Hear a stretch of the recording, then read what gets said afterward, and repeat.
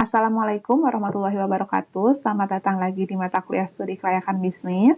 Nah, pada pertemuan kali ini kita akan membahas mengenai lanjutan dari aspek keuangan yang sudah dibahas di pertemuan sebelumnya. Nah, di pertemuan sebelumnya kita sudah membahas mengenai kebutuhan dan sumber dana ya.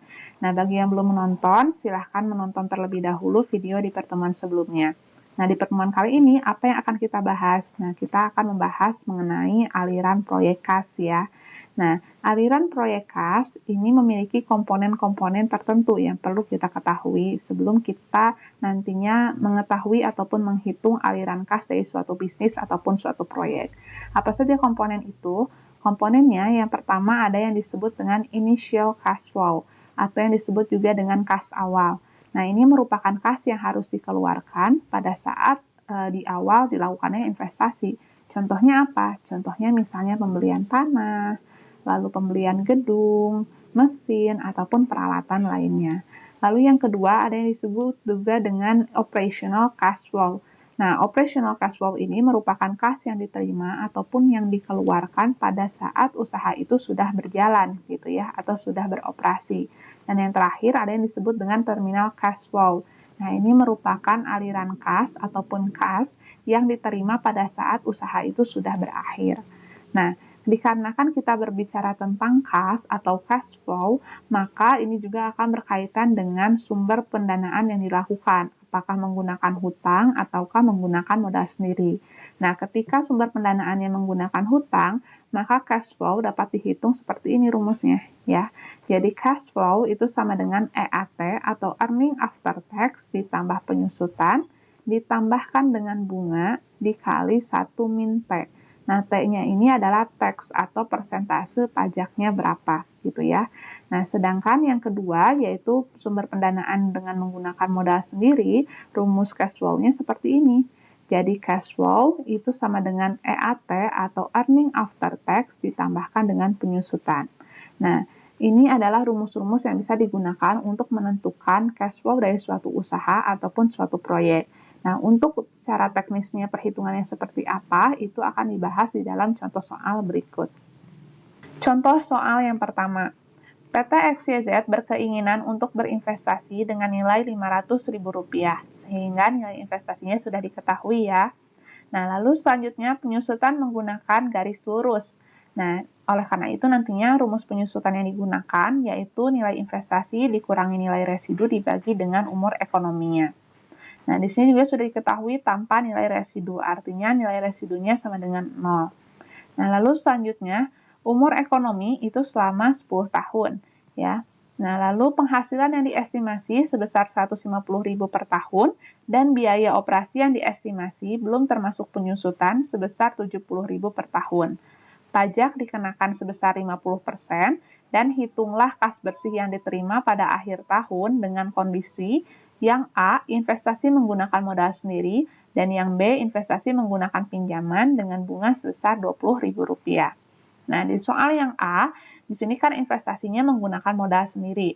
Artinya rumus cash flow-nya yaitu menggunakan EAT ditambah penyusutan ya. Nah, di sini penyusutannya pun belum diketahui berapa. Oleh karena itu, di awal kita hitung terlebih dahulu berapa penyusutan dari investasi PT XYZ ini. Nah, cara menghitungnya bagaimana? Karena menggunakan metode garis lurus, sehingga nanti kita tinggal inputkan saja nilai investasinya, ya. Nilai investasinya di soal itu sudah ada Rp500.000. Tinggal kita inputkan Rp500.000 dikurangi dengan nilai residunya, ya. Nilai residunya di sini tanpa nilai residu, berarti nilai residunya 0, dibagi dengan umur ekonominya. Umur ekonominya di soal diketahui selama 10 tahun ya, jadi kita bagi 10. Nah, sehingga diketahui penyusutannya itu sebesar Rp50.000. Nah, lalu selanjutnya, setelah kita mengetahui penyusutan, kita harus mencari juga nilai EAT-nya atau earning after tax-nya. Nah, di soal sudah diketahui ya bahwa penghasilan yang diestimasikan itu sebesar Rp150.000. Nah, kita tinggal langsung inputkan saja untuk penghasilan itu sebesar Rp150.000 Nah, lalu selanjutnya kita ketahui juga ada biaya tadi ya, ada biaya operasi sebesar Rp70.000 belum termasuk penyusutan. Nah, kita masukkan ke dalam komponen biaya operasinya sebesar Rp70.000, lalu penyusutannya dari perhitungan yang sudah kita lakukan sebelumnya ya, yaitu sebesar Rp50.000. Sehingga nanti kita akan mengetahui total biayanya itu sebesar 70.000 ditambah 50.000 ya, yaitu sebesar 120.000. Nah, setelah itu penghasilan yang 150.000 ini kita kurangkan dengan biaya total tadi gitu ya, untuk mengetahui berapa nilai EBIT-nya atau earning before interest and tax-nya ya. Nah, sehingga diketahui EBIT-nya itu sebesar Rp30.000. Nah, karena kita di sini investasinya menggunakan modal sendiri sehingga tidak ada bunga, kita langsung menghitung pajaknya. Pajaknya di soal tadi 50% ya. Jadi, kita hitung saja 0,5 dikalikan dengan EBIT-nya. EBIT-nya yang mana? Yang 30.000 ini ya. Dikalikan dengan 30.000 sehingga diketahui pajaknya sebesar 15.000. Nah, setelah itu tinggal kita kurangkan saja EBIT dengan pajaknya ya. Karena ini tidak dengan bunga ya. Kalau ada bunga berarti dikurangkan dengan bunga terlebih dahulu. Sehingga diketahui bahwa laba setelah pajak atau EAT-nya atau earning after tax-nya itu sebesar Rp15.000. Nah, selanjutnya kita masuk ke rumus cash flow tadi. EAT ditambah penyusutan. EAT-nya sudah diketahui dari perhitungan sebelumnya sebesar 15.000 ya. Lalu penyusutannya juga sudah diketahui dari perhitungan sebesar Rp50.000 sehingga tinggal kita jumlahkan saja 15.000 kita tambahkan dengan 50.000. Sehingga cash flow yang dihasilkan dari investasi dengan menggunakan modal sendiri itu sebesar Rp65.000. Nah, selanjutnya bagaimana jika investasi menggunakan pinjaman dengan bunga Rp20.000 ya dari soal yang B. Nah, itu berarti nanti rumus cash flow-nya bukan menggunakan rumus yang ini, tetapi yang satu lagi. Jadi cash flow itu sama dengan EAT ditambah penyusutan ditambah bunga dikali 1 min T ya. Nah, kita akan menggunakan rumus cash flow yang itu. Nah, kita langsung saja mungkin ya untuk perhitungan EAT-nya seperti apa. Hampir sama dengan soal yang A ya. Kita menghitung dulu penghasilannya berapa, dikurangkan dengan biayanya ya, biaya operasi dan penyusutan. Nah, sehingga diketahui EBIT-nya atau earning before interest and tax-nya itu sebesar Rp30.000.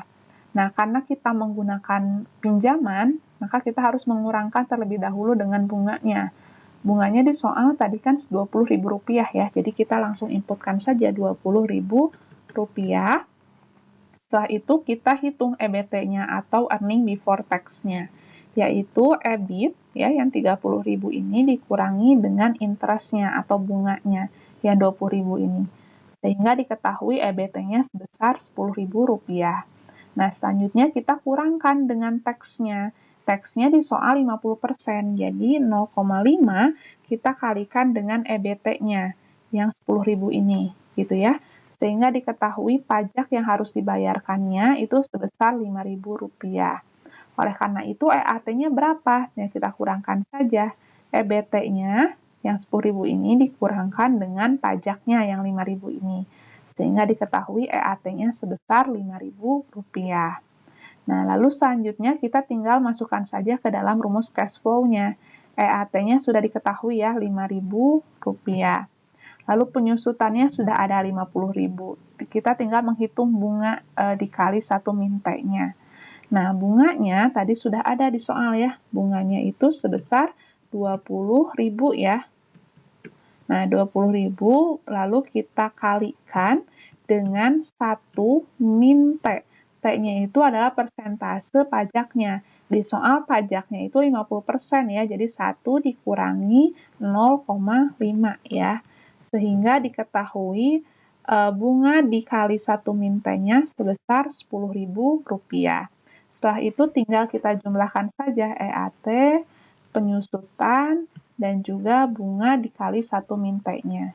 Sehingga diketahui cash flow yang diperoleh dari investasi dengan menggunakan pinjaman dan bunga Rp20.000 itu sebesar Rp65.000.